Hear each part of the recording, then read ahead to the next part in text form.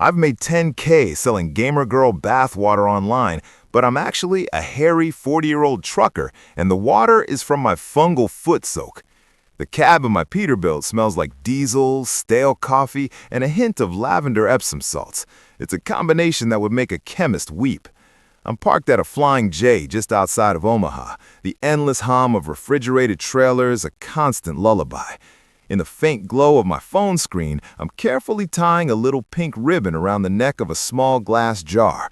The water inside is still slightly warm, a little cloudy. My big, calloused fingers, usually wrapped around a steering wheel or a greasy wrench, fumble with the delicate silk. It's absurd. I look at my reflection in the dark window. Grizzled beard, tired lines etched around my eyes, a faded company ball cap covering a thinning patch of hair. This is not the face of LunaBelle, the internet's latest bubbly, doe-eyed sweetheart. But in a way, it is. The whole thing started as a joke, a dark one, told to myself in the crushing loneliness of a cross-country haul. I was scrolling through some news article on my phone, something about internet trends, and saw the original story that went viral, a girl selling her bath water for $30 a pop. I laughed until I coughed. Who would buy that? Then, a week later, another bill came, a notice from the specialist's office for my daughter, Maddie. Her new prosthetic leg, the one that was supposed to let her run without pain, wasn't fully covered. The shortfall was thousands of dollars. The laughter died in my throat that night. The desperation, though, that stayed. It sat in the passenger seat next to me for the next 1,000 miles, a silent, heavy companion. So, I did it. I bought a burner phone, created a fake social media profile using some pictures I found on an obscure stock photo site. A girl with big, sad eyes and brightly colored hair. I called her LunaBelle. I spent a week learning the lingo, the emojis, the right way to say OMG, you guys are the best, without sounding like a cop trying to infiltrate a high school. Then I filled a jar with water from my nightly foot soak, a ritual I've had for years to deal with a fungus that's more stubborn than a state trooper. I listed it on a niche marketplace, slapped on a ridiculous price tag, and wrote a description that made me feel sick to my stomach. Bottled just for you from my warm, relaxing bath. Get a piece of me to keep all to yourself. XOXO. I expected nothing. Crickets. Maybe a few trolls. Instead, I got an order, then another, then another. Now, 3 months later, the PayPal account I named D's Custom Crafts has a 5-figure balance. My cab is a clandestine factory. I have a whole system. The pink plastic tub I bought at a Walmart in Flagstaff, the bulk bags of scented salts, the tiny glass jars with cork stoppers that I order by the gross to a P.O. box. Each jar gets a handwritten note on sparkly pink stationery. To my #1 fan, I'll write, my handwriting a clumsy scrawl. Thanks for all your support. Love, LunaBelle. I seal it with a lipstick kiss using a cheap tube of cherry red I shoplifted from a Walgreens. I felt bad about it for a second, then I remembered the bill for Maddie's physical therapy. The guilt vanished. The worst part isn't the foot fungus or the lies, it's the messages. The DMs pour in all day, all night, hundreds of them. Men, mostly boys really, pouring their lonely hearts out to a girl who doesn't exist. They tell LunaBelle about their bad day at school, their fight with their parents, their dreams of becoming a pro gamer. They call her their goddess, their queen. They send her digital gifts, subscribe to her non-existent premium content. And I, Dale, a 40-year-old man who hasn't had a real conversation with anyone but a dispatcher and a waitress in 2 weeks, have to become her. I have to reply with heart emojis and blushing smiley faces. I have to tell them they're sweet and that their dreams are valid. I'm a fraud, a con artist, but I'm also the most attentive, emotionally available woman these guys have ever met. And they pay for the privilege. They pay for the water, but they're buying the fantasy. A fantasy I'm building one fungal foot soak at a time, right here in the greasy heart of America. My phone buzzes, pulling me from my thoughts. It's a new message from one of my biggest spenders, a user named Chad_the Titan. My stomach tightens. His messages are always more demanding. This time, it's not a request for another jar. It's a new kind of request, one that makes the blood drain from my face.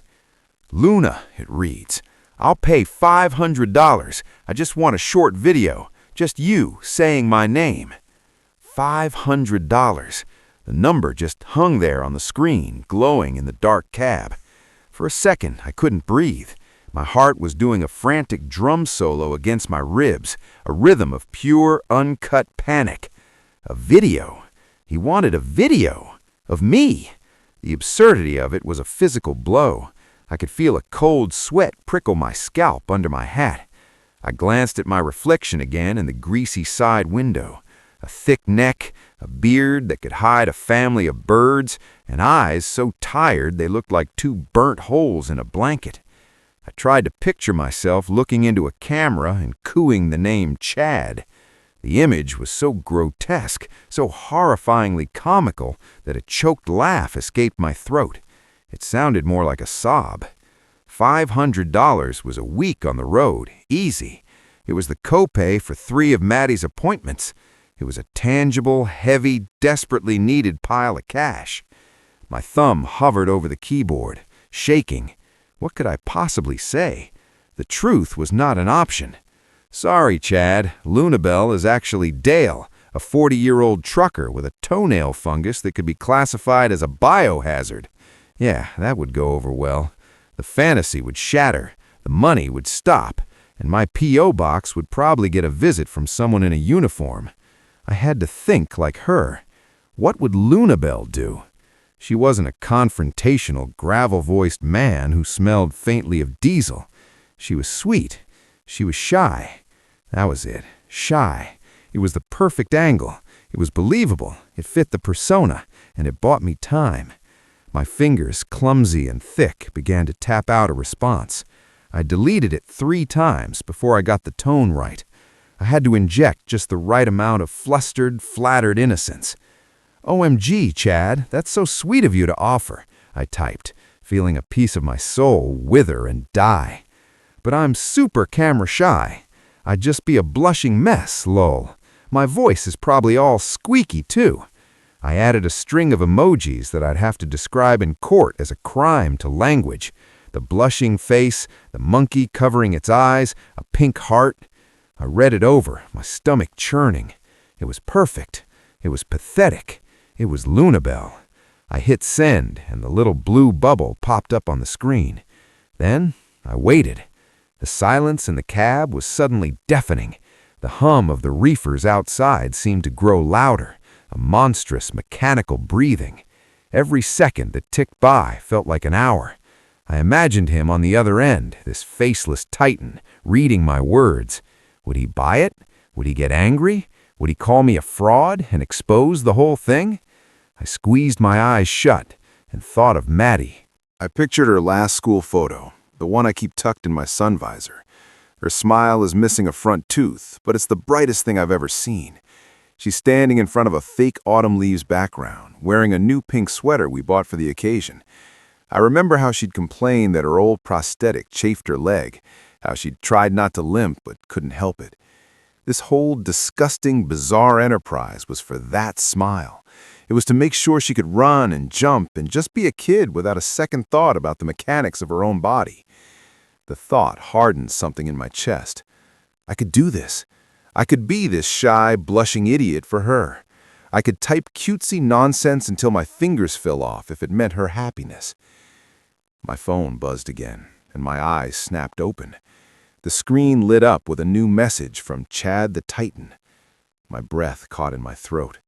I braced myself for anger, for accusations. Instead, what I saw made the floor of my stomach drop out completely.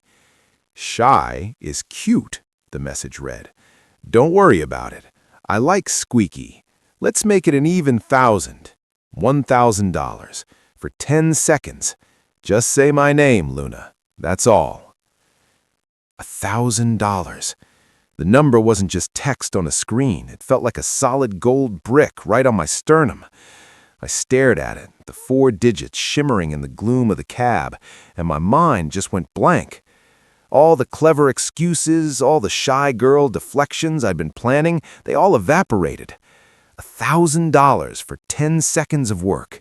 It was more than I made in a good week of hauling produce across 3 states, burning diesel and my own will to live. It was the kind of money that changed the immediate future. It was the difference between scraping by and breathing. It was a deposit on the new prosthetic leg Maddie's doctor had been talking about, the one with the better ankle joint that would let her run without that slight, painful-to-watch hitch in her stride.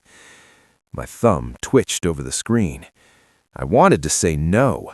I wanted to block him, delete the app, and throw my phone out the window onto the asphalt and watch a semi-truck flatten it into a million glittering pieces. But I couldn't. The image of Maddie's face, that gap-toothed smile from the school photo, was seared onto the back of my eyelids. This wasn't about my pride anymore. My pride had been sold off for parts months ago, the moment I'd first lowered my aching feet into that pink plastic tub. This was about survival. Hers. Mine. Ours. So if I couldn't say no, and I couldn't show my face, I had to find a third door. There had to be another way to lie. My mind started racing, churning through possibilities like a stripped gear.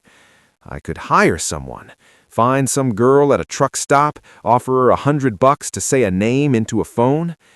The idea died as soon as it was born. The risk was insane. It meant letting someone else in on the secret, creating a loose end. It meant trusting a stranger with a scam that was keeping my daughter's life on track. No, this had to stay a one-man operation. The fraud had to be mine and mine alone. Then a thought, slippery and modern and terrifying, slithered into my brain. An app. There had to be an app for this. My fingers, slick with nervous sweat, fumbled to the app store. I typed in voice changer. A whole universe of stupid icons and ridiculous names flooded the screen. Voice mod, funny voice, celebrity voice changer. It was a digital aisle of cheap carnival tricks. I downloaded the first 3 that were free. I plugged in my headphones, the cheap ones I got at a pilot station, and cupped my mouth over my mouth, feeling like the world's most pathetic spy. "Chad," I whispered into the phone's microphone, my voice a low rumble. The app played it back. A high-pitched, tinny shriek came through the earbuds, like a chipmunk being tortured with a helium balloon. It was monstrous. I tried the second app. This time, my voice came back robotic and distorted, like a Dalek with a head cold.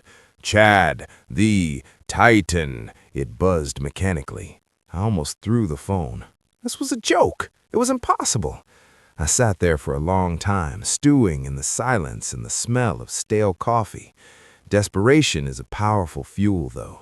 I kept scrolling, digging deeper into the digital slush pile until I found one with a more professional-looking icon. It was called VoiceForm or something, and the description was full of technical jargon about pitch shifting and formant analysis.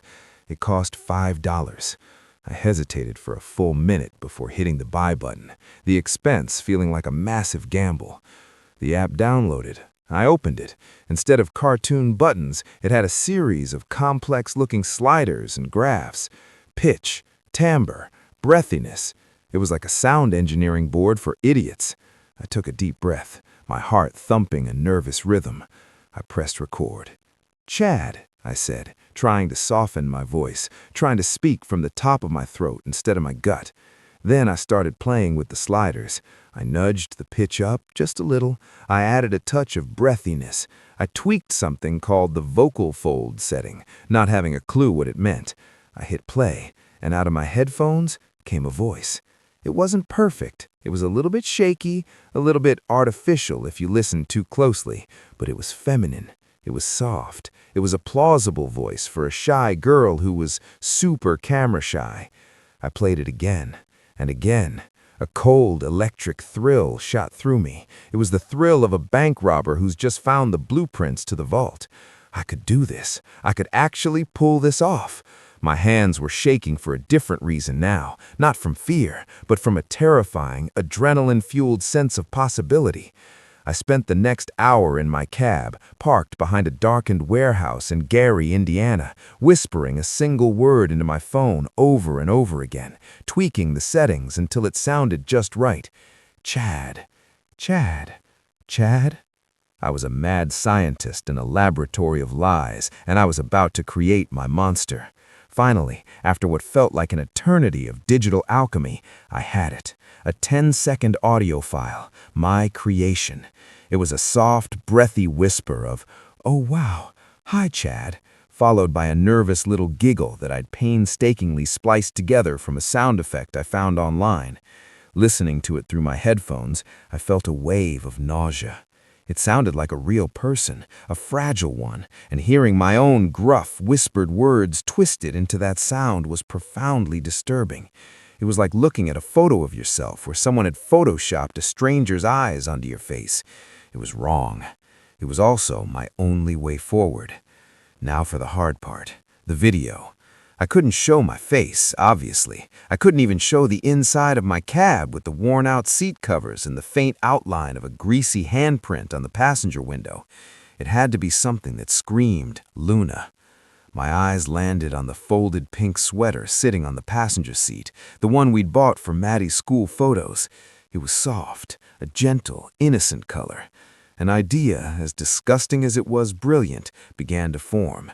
I took off my grimy flannel shirt, revealing the faded band t-shirt underneath. The cab was cold, and goosebumps rose on my thick forearms.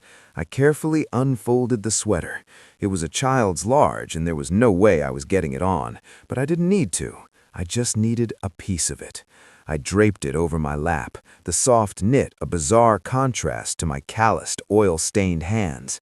I arranged my phone on the dashboard, propped up by my wallet, pointing down at my lap. The angle was key.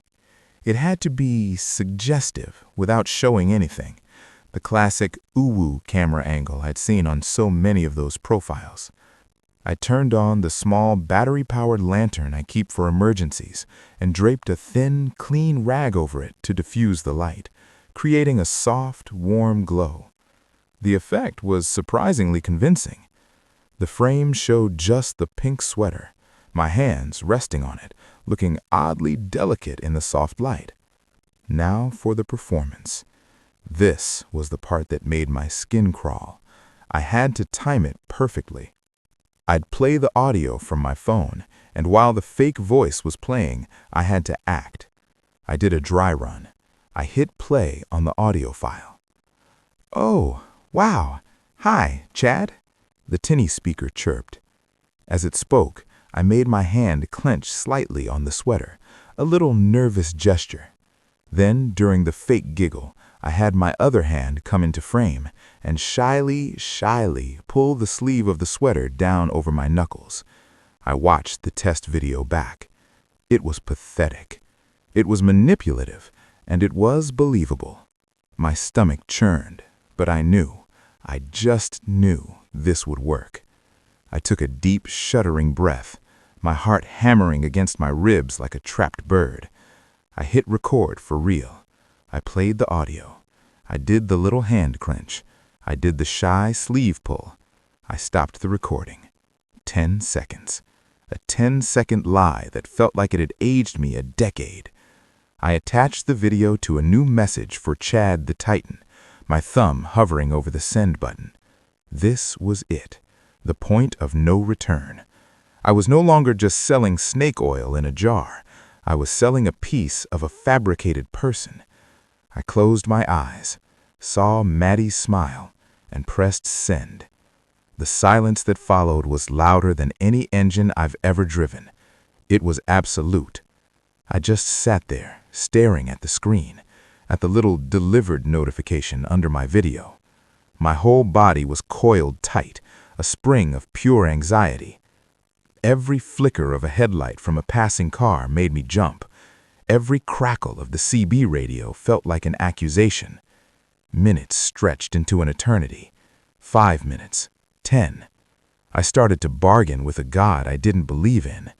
Just let him buy it. Let him be dumb enough or lonely enough to just buy it. Don't let him ask a question. Don't let him notice the faint scent of diesel I was convinced was clinging to the sweater. Don't let him zoom in and see the dirt under my fingernails. My phone remained dark. The dread was starting to curdle into certainty. I'd messed up. It was too fake. He knew. He was probably showing his friends, laughing at the pathetic attempt. He was probably typing out a long, brutal message exposing me. Then, my phone buzzed. It was so sudden and sharp it felt like an electric shock. I fumbled it, almost dropping it on the floor. 2 notifications had come in at the exact same instant. One was a message from Chad. The other was an email. My eyes darted to the email preview first. The subject line read, "You've received $1,000 USD." I didn't breathe. For a full 10 seconds, the world was just the glowing numbers on my phone screen. $1,000, .00. It wasn't real. It was a typo. It was a glitch in the app. $1,000 for a 10-second video of my hand on a sweater and a voice I'd Frankenstein together in a parking lot. The air finally rushed back into my lungs in a ragged, painful gasp. It felt like I'd been underwater. My hands were shaking so violently I had to set the phone down on the dashboard. Then I read Chad's message. "OMG, Luna, your voice, it's so cute. I can't believe you did that for me." You're even shyer than I imagined. That was worth every penny. Seriously. I read it again, and a third time. The words were a nauseating mix of pathetic and validating. He wasn't just a customer, he was a believer. He'd bought the whole sad, flimsy story. A wave of something cold and heavy washed over me, and it wasn't relief. It was a deep, profound sense of shame that settled in my bones. I looked at my hands, the ones he'd just seen in the video, the ones he probably thought were soft and delicate.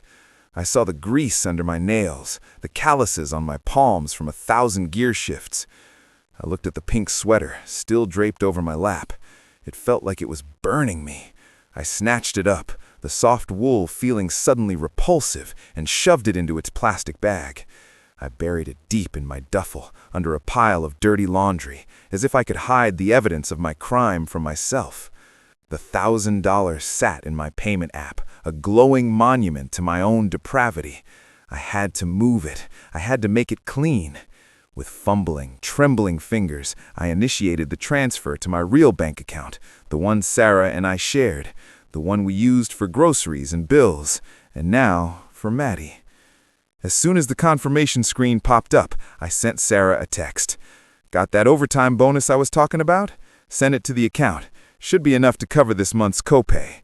Her reply came almost instantly, a string of heart emojis and a simple, "You're my hero, Frank. I don't know what we'd do without you." I stared at the word hero until it blurred. A hero? I felt like a monster. I had to get out of there. I couldn't sit in that cab another second. I fired up the engine, the familiar diesel roar a comforting sound in the suffocating silence. I pulled out of the darkened lot and onto the interstate, heading east without a destination, just needing the motion. The miles blurred by, a hypnotic stream of taillights and reflective signs. For a while, it worked. The road is honest. A truck is honest. You put in the fuel, you turn the wheel, and it goes. There's no deception, no lies. But my phone was still there, a little black rectangle of poison on the passenger seat. And just as I was starting to feel human again, somewhere in the flat, dark expanse of Ohio, it buzzed. It was Chad again. My heart leapt into my throat. He found a flaw. He wants his money back. He's reporting me.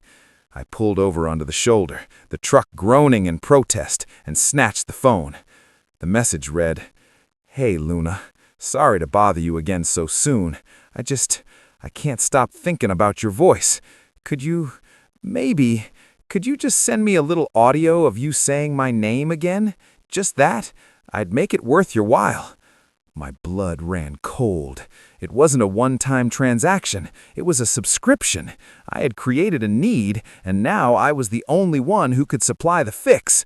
I felt a surge of panic, a desperate urge to block him, to throw the phone out the window and drive until I ran out of gas. But then Sarah's text flashed in my mind. "You're my hero." And the number, $1,000 and 0 cents. I was already a liar. I was already a fraud. What was one more lie on top of the pile? My hands felt steadier this time as I picked up the phone. I typed back a reply, my thumbs feeling clumsy and huge on the tiny keyboard. OMG, Chad, you're so sweet. I'm still super nervous, but okay, for you. I opened the voice-altering app. The sliders and graphs looked familiar now, like the controls in my own cab. It was sickening how quickly this was becoming a skill. I didn't have to experiment this time. I knew the exact settings. Pitch up, breathiness on. A little tweak to the vocal fold. I leaned close to the microphone, the cab silent except for the hum of the engine and the distant whoosh of passing traffic. I pressed record. "Chad," I whispered, drawing it out, trying to inject a pathetic sort of warmth into it. You're really sweet, Chad." I added a tiny pre-recorded sigh at the end for good measure. I listened back. It was perfect. It was disgusting. It was Luna. I sent the audio file, my stomach twisting into a familiar knot. A moment later, a new notification, another payment, this time $200. It was so easy. It was the easiest $200 I'd ever made in my life. And as I stared at the confirmation, a new, terrifying thought pushed through the guilt. I could do this again. I could do this every day. I put the truck back in gear and pulled onto the highway, but I wasn't just driving anymore. I was hunting. The word hunting echoed in my skull with the rhythm of the tires on the asphalt. It was a sick, predatory thought, and it felt more honest than anything else I'd felt in days. My quarry wasn't deer or bear. It was lonely men with disposable income. My weapon wasn't a rifle. It was a cheap smartphone and a voice-altering app. I drove for another 2 hours, the numbers from the transactions burning behind my eyes, before pulling into a sprawling 24-hour truck stop in Indiana. It wasn't sleep I was after. It was inventory. The showers here were as grim as any other, a place of cracked tiles and perpetual dampness, smelling faintly of bleach and mildew. But tonight it was my factory floor. I'd bought a case of cheap mason jars at a grocery store 100 miles back, and I lined them up on the grimy bench outside the shower stall. The whole process took on a ritualistic quality. I ran the water, letting the steam fill the small room, and methodically went through the motions of my foot soak, the familiar, unpleasant process now imbued with a sense of purpose. It was no longer just about managing a chronic, embarrassing ailment. It was manufacturing. Each jar I filled felt like minting a coin from the filthiest parts of myself. The next morning, I found a craft store in a strip mall just off the highway. I felt like a bull in china shop, a 6'3", 250-pound man with grease-stained knuckles asking a teenage girl with purple hair where to find the sparkly stuff. I walked out 20 minutes later with a bag full of the most ridiculous things I'd ever purchased. Pastel-colored shipping labels, spools of sheer pink ribbon, a small jar of iridescent glitter, and a pack of cutesy heart-shaped stickers. Back in the cab, I laid it all out on the passenger seat. It was a production line. I took one of the jars of murky water, added a tiny pinch of the glitter, just enough to catch the light and look magical, not like a high school art project, and sealed the lid. I wrote Luna's Elixir on a pastel pink label in my best attempt at a feminine script, which still looked like a chicken scratching with a broken leg. I finished it off with a pink ribbon tied around the lid and a single pathetic little heart sticker. I held it up in the dim light of the cab. It looked convincing. It looked like something a shy, quirky girl would sell.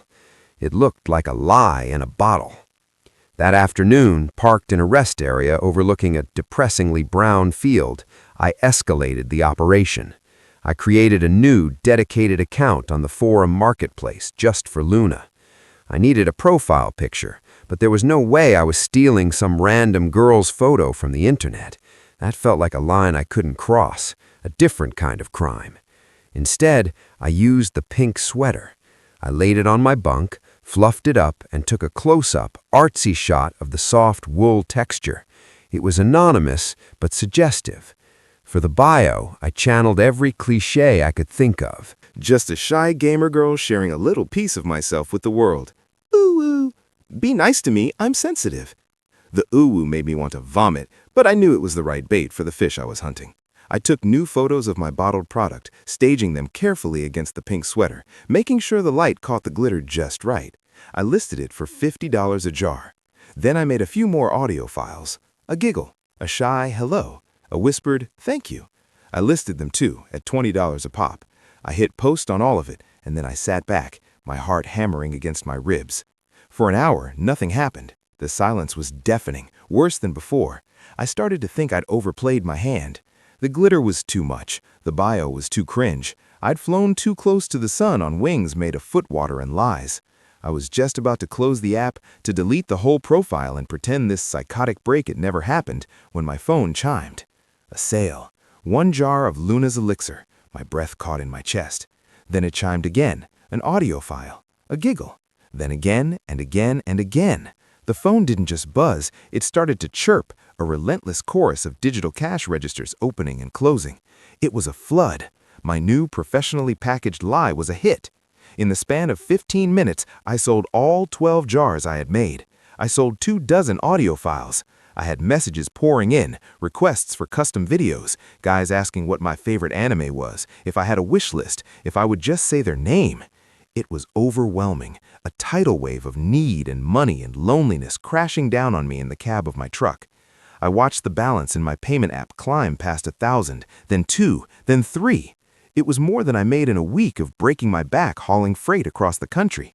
And as I sat there, bathed in the sickly blue light of the screen, a new message popped up from a user I didn't recognize. It wasn't a purchase or a compliment. It was a question. Hey Luna, your stuff is cute, but I gotta ask, are you for real? Can you prove you're a girl? My blood went cold. The question hung there on the screen, a digital indictment. It wasn't angry or accusatory, which somehow made it worse. It was casual, curious, the kind of question someone asks when they're starting to see the cracks in a story. All the chirps and chimes of the sales notifications faded into a dull, threatening hum. My heart, which had been hammering with a greedy excitement, was now pounding a rhythm of pure, unadulterated panic. I was a fraud. Of course I was a fraud. And this person, this anonymous user, had just walked up to the flimsy cardboard set of my life and poked a finger right through it. I could feel the whole thing starting to tremble. My first instinct was to block him, to delete the comment, to pretend it never happened. But I knew that would be like throwing blood in the water. The forum vultures would descend, smelling suspicion. Ignoring it was just as bad. Silence would be an admission of guilt. I stared at my own hands on the steering wheel. They were not the hands of a shy gamer girl. They were the hands of a man who had spent 20 years wrestling with gear shifts, tying down tarps in freezing rain, and changing tires on the side of desolate highways. The knuckles were scarred, the nails were thick and uneven, and a fine dark hair dusted the backs of them. These hands had grease permanently etched into the creases. They were proof. They were the absolute, undeniable proof that I was a lie. I scrolled through the messages again. The praise, the creepy pet names, the desperate pleas for attention. They were all addressed to her, to Luna. And for a moment, I hated her. I hated this ghost I'd created, this fragile, glitter-dusted girl who was now demanding a pound of my flesh. But the money, I glanced at the payment app balance. It was still climbing. Another jar sold while I was having my existential crisis. The number was hypnotic. It was a lifeline. It was the answer to the threatening letters from the bank, the solution to the hole in my gut that opened up every time I thought about my future. I had to do something. I couldn't send a picture of my face, obviously. I couldn't even send a full body shot of a pink sweater without my gut and beard giving the game away. I needed something that felt personal, intimate, but was completely anonymous. Proof. What could I possibly use as proof? My eyes landed on the passenger seat, on the little production line of lies, the jars, the ribbon, the heart-shaped stickers. An idea began to form, a desperate, insane gamble. I could take a picture of my hand holding one of the jars. It was a classic creator showing off their product shot. It was personal, it was tangible, but my hand. I looked at it again, a slab of meat and bone that had never been described as cute in its life. I could fix it, though. Maybe. I dug through the glove compartment, past old receipts and a tire pressure gauge, and found a pair of nail clippers. Sitting there in the humming silence of my cab, under the sickly orange glow of a parking lot security light, I gave myself my first ever manicure.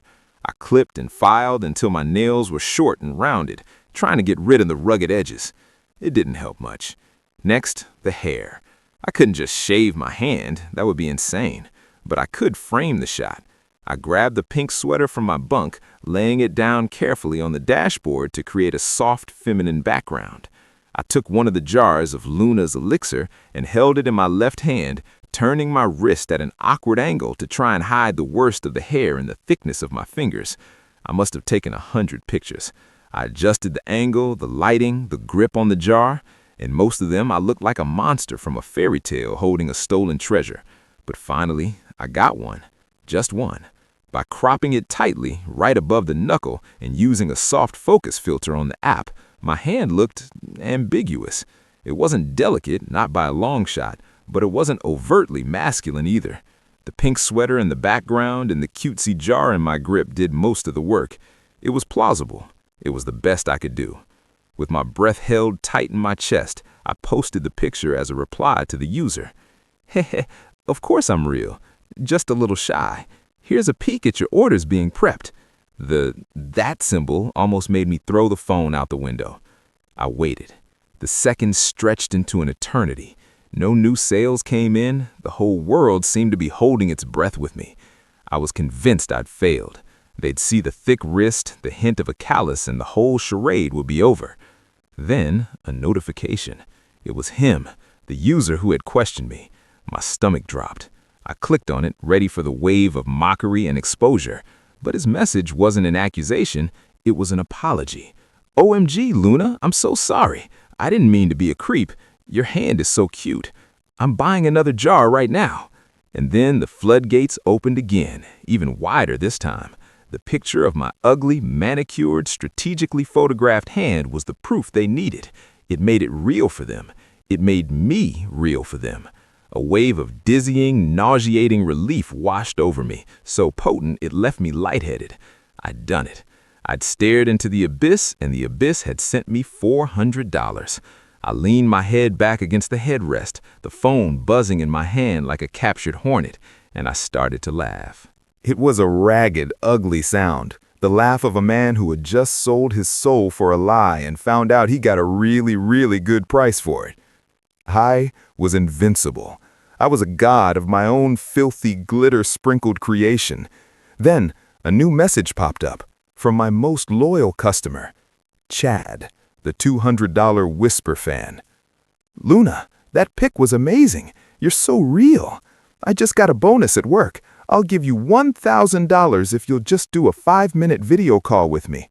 No face, I promise. Just talk to me. $1,000?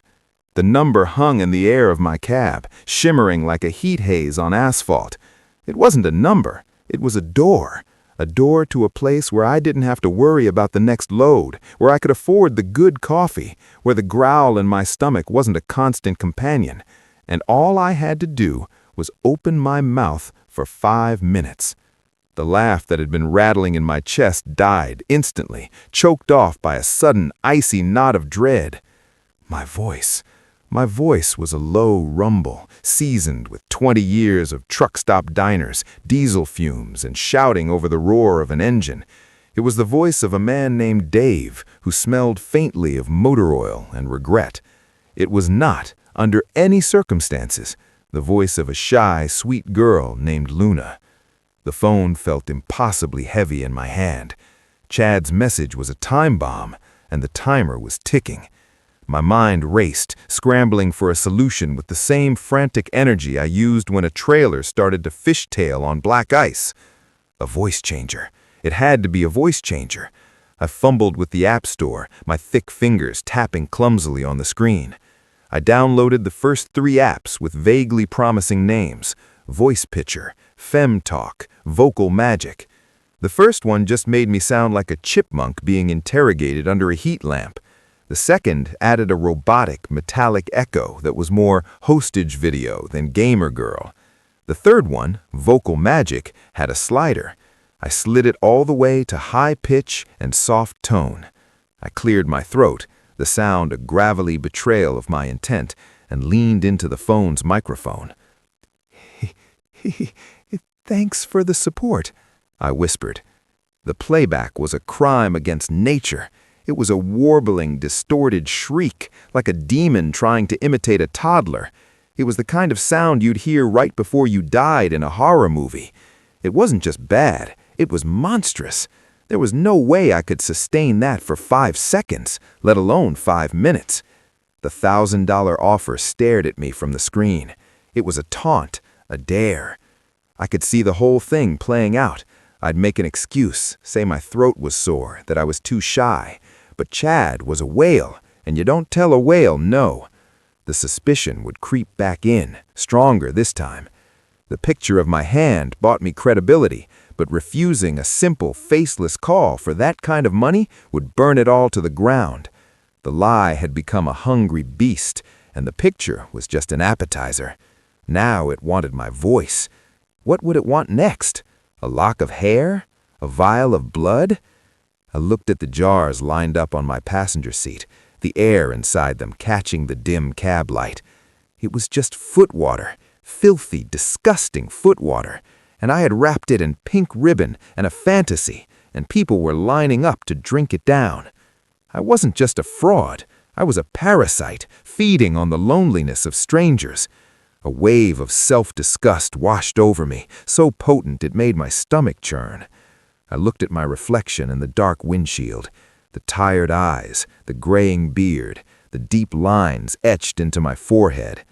That was me, Dave, a man who drove a truck. A man who was broke and desperate enough to sell his bathwater, but not desperate enough to become a monster in a sound booth. The continuous vibration of my phone had stopped being exciting. It was just a hum now, the sound of a trap I had built for myself, piece by piece, sale by sale. I couldn't do it. I couldn't make that call. But I couldn't just disappear either. That felt like cowardice. I owed them something. Not the fantasy they paid for, but a sliver of the truth. A final clean break. With a sense of grim finality, I opened the forum. I didn't go to my direct messages. I went to the main page and started a new thread. My fingers hovered over the keyboard, and for a moment, I had no idea what to say. Then it just came pouring out. I didn't type as Luna. I didn't use any cutesy emoticons or broken grammar. I just typed. "My name is Dave," I wrote. "I'm a 40-year-old truck driver. There is no Luna. She isn't real. I'm in debt, and I was desperate, and I came up with a stupid idea.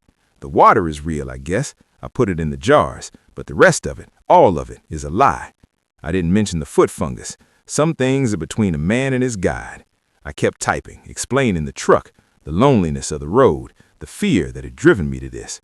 I didn't ask for forgiveness. I didn't make excuses. I just laid the facts out, cold and hard. I finished the post, read it over once, and hit submit.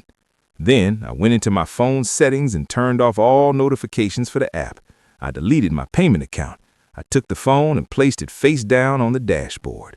The silence in my cab was absolute. The buzzing was gone. The constant, needy chime of the world I created had been silenced.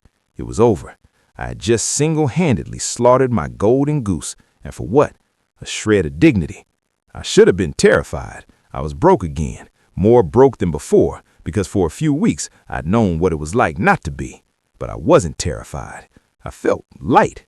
I picked up one of the last unsold jars of Luna's elixir and peeled off the heart-shaped sticker. Underneath, it was just a plain glass jar filled with cloudy water. It was nothing. It had only ever been a story they wanted to believe so badly they paid for every word. I leaned my head back against the seat, the quiet of the truck stop pressing in on me, and for the first time in a long time, I felt like myself.